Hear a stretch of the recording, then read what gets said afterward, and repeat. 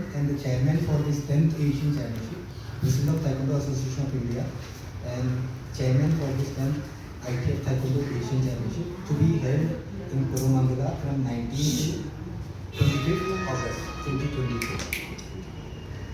So now we have about 750 participants from 28 countries participating in this Asian Championship.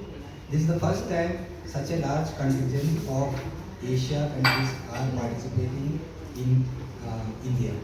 8 to 100 years will participate. That is the age category. That is junior, adult, then we have veteran, event. So that is it.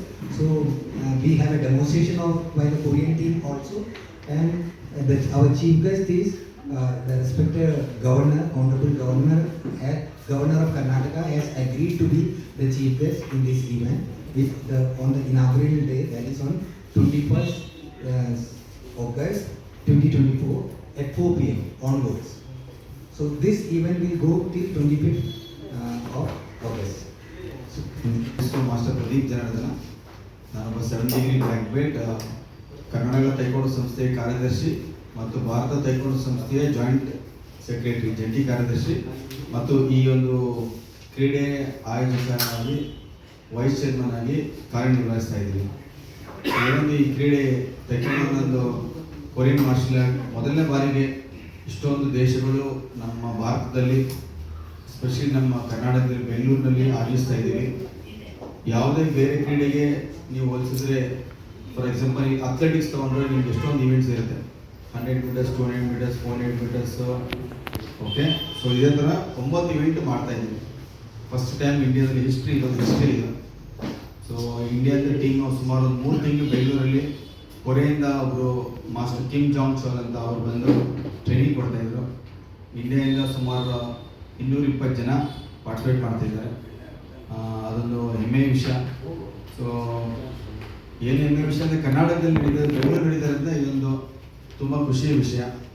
So ನಮ್ಮ inauguration 21ನೇ ತಾರೀಕು ಕೋರಮಂಗಲ ಬೆಂಗಳೂರು ಸ್ಟೇಡಿಯಂನಲ್ಲಿ ಸಾಯಂಕಾಲ 4 ಗಂಟೆಗೆ ನಮ್ಮ ಕರ್ನಾಟಕದ